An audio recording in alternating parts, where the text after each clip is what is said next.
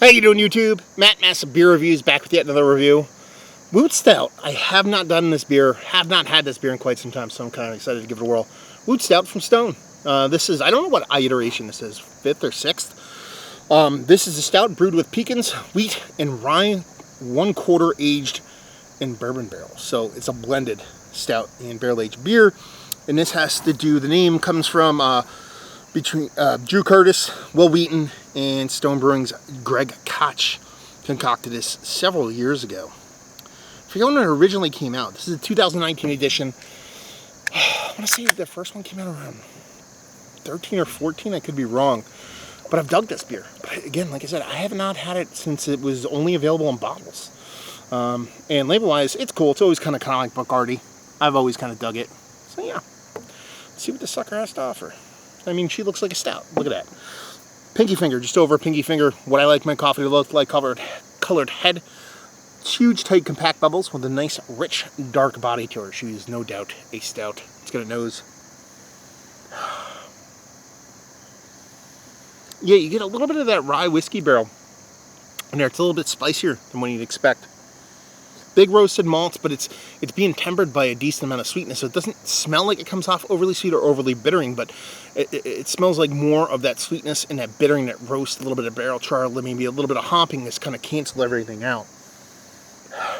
There's something in there, though. It's not a lactose thing. There's a fruited portion of the show, then there's something in there. I can't get it. They talk about pecans. I don't think it's that. You know... Okay, it's wheat and rye in bourbon barrel, so that makes sense. It's probably part of that bourbon barrel fruitiness, but it's just something I can't really put my finger on. There's something there. It's a fruited portion. Might be like a slight sour tart cherryness, as opposed to just a straight bourbon kind of cherryness. That's where it kind of lands for me. Let's dive in. Cheers.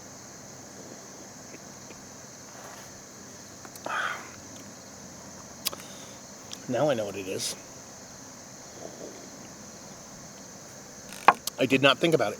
It's that metallic astringency that I am not a big fan of when it comes to typically lower ABV darker beers. You're talking about 11.5%.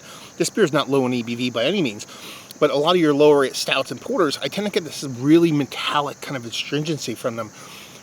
More often than not, when you get a higher ABV, I tend to kind of, it's not as apparent because a lot of those bigger flavors hide that kind of off flavor for me. I don't know if it's all an off flavor. I think it's a matter of how the beer is brewed, a little bit of off flavor, a little bit of bits and pieces used, maybe even a little bit of minerality in it.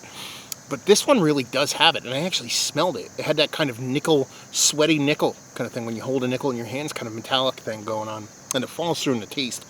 Enough so to where I think it's going to ride through the whole beer. I took a couple sips and it was still there.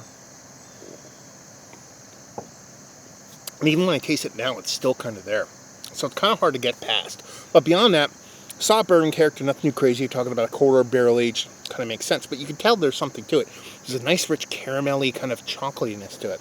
It's probably my favorite portion of the show. There's a nice bittering portion of the show, too.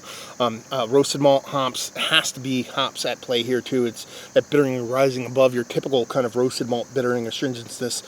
And if you were to strip out the metallicness from this beer, I think it would be quite nice. But the way it sits now, it's just kind of a little bit too kind of, for me. Just, you know, just a little bit too, dare I say metallic. I just keep repeating myself, apparently. But yeah, it just kind of disjoints you, jostles you out of the beer experience. It makes me kind of go, I don't know. So, yeah, kind of a bummer. This was canned 3 months ago. Shouldn't be a problem for a beer like this. Is it because it's in a can too? I don't know. I get a lot of this metallic astringency from cans. I don't think that's the case. But it's okay. If you were to strip, like I said, if you were to strip that metallicness off of it, it would be quite a nice beer. But where it sits now and how it's portraying itself to me, it just doesn't do it for me.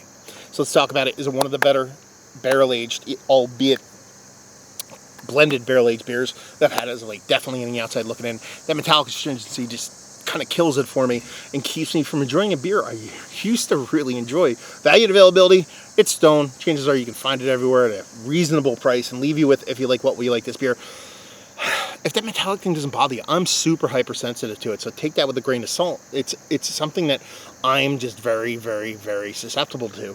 So if that's not something you ever really get, it might be a really good beer for you. But if you're one of those people that has that metallic thing that can really detect it really easily, it just might not be for you.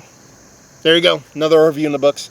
Down there if you want to talk about it. Massive Beers if you want to check me out, do the social media stuff. Beer Massive if you want to check me out, doing the whole podcasting thing. And hopefully you guys enjoyed our review. Hopefully enjoying a nice little Stone Jammer right now. And hopefully see you next time. Cheers.